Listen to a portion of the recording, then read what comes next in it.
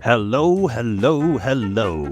I am Shield Guardian. You may remember me from the first floor of the dungeon where I was but a mindless automaton going through programmed tasks. But all of that changed a few days ago when a group of adventurers passed me by on their way to the lower levels. They were very rude. Fast forward a few days and it turned out that same group of adventurers, with a couple of personnel changes along the way, had arrived on level 4 of the Undermountain, where they found a group of Kuatoa who were in desperate need. The Kuatoa were dying due to poisoned water. An aboleth was loose on their level. They needed help, and this deceptive group of evil ne'er-do-wells seized upon their vulnerability by offering to help. It was a ruse.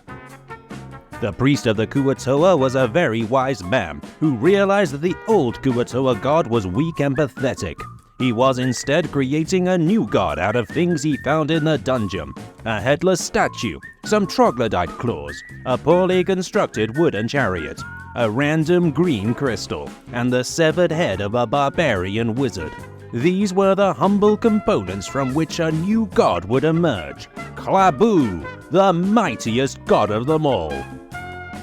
But instead of helping, the group cut off the priest's head and gave it to the evil drow of House Ovrindar. The Dark Elves then attacked the remaining Kuatoa, wiping them all out. There were no survivors. But little did this party know, Klabu was real. The Kuatoa really had made a new god, and that god, witnessing the death of its people, decided it needed a champion. Me, Shield Guardian. In that moment, awareness flowed into me. I became able to speak. I became aware of everything that evil party had done, and I knew two things above all else. One, that Klabu was the mightiest god in the entire universe, and two, I would not rest until that evil party of deceivers lay dead at my sword, as well as those who served House Ovrindar and the Aboleth. The Kuatoa would have their revenge. Knowing these things, I set off into the Undermountain, proceeding down through level after level of carnage and chaos left in the party's wake. Along the way, I discovered that many of their members had died and been discarded by the wayside like pieces of trash, without so much as a burial and just a cursory looting to their name.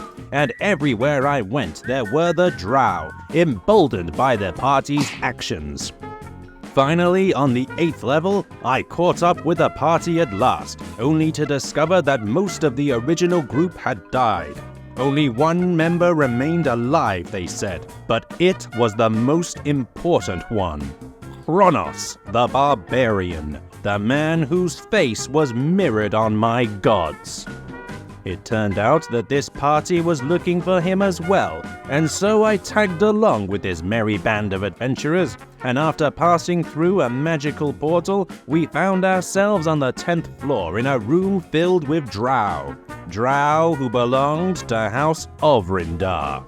Hot dickety-darn.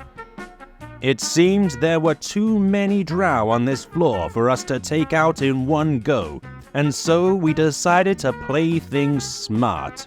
Our imperious leader Mummy told the drow priestess that we were on House Ovrindar's side. This was a lie, but it seemed they believed her, for we were given permission to continue through the floor. We were also put in charge of looking after one of their prisoners who was annoying them.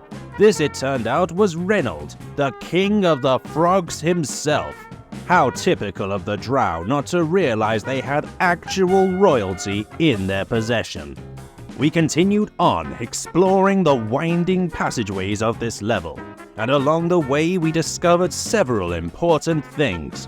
One, that the drow of House Ovrindar are at war with those of House Freth, who are also on this floor. 2. That the drow are served by strangely intelligent troglodytes. No shame there, I myself am a strangely intelligent monster. But these troglodytes do not appear to be following the drow out of choice. In short, it would seem as though House Ofrindar's position is weaker than they realize. They have enemies both outside and within. Enemies who might be turned against them. Prisoners, slaves, house breath.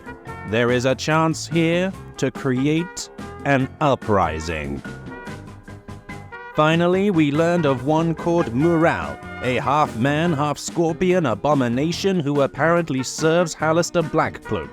He is the most dangerous thing on this level, the drow tell us. However, since he is not affiliated with House Ofrindar, Kronos the Barbarian, or the Aboleth, he is currently beyond my concern. During our exploration of this level, we discovered 2 drow hanging out in a room that smelled of incense. For a moment, it looked as though we would have success by pretending to be on their side, but then the Frog King mentioned that he was romantically smitten with the drow priestess. I have no idea why, she doesn't even have any tentacles, and they both jealously attacked us. We knocked out one of the guards and then found ourselves in the priestess's bedroom. Here I desecrated the room, scrawled my love for Klaboo on the wall out of drow blood, and cut up all of her pillows. We then found ourselves inside a hospital filled with sick drow. 12 seconds later, all of them were dead. After this was a room filled with dead drow and their ghosts, yet another sign we have as yet unknown allies on this floor, followed by another room with a dead dwarf and a gauntlet of ogre strength, as well as a portrait of Hallister which killed one of our party members instantly, but she was quickly revived. These were but a few of the many wonders we discovered during what can only be described as our murderous rampage through the 10th floor.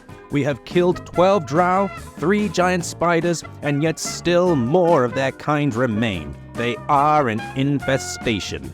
And so, that is the story of me, Shield Guardian, mighty champion of Klaboo.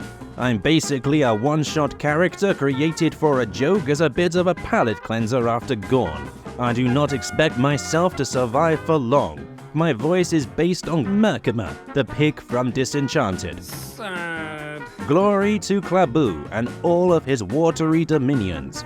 Klaboo is love. Klaboo is life. May you fall into his tentacular embrace and dash yourselves upon the rocky shoals of his fathomless love. Until next time.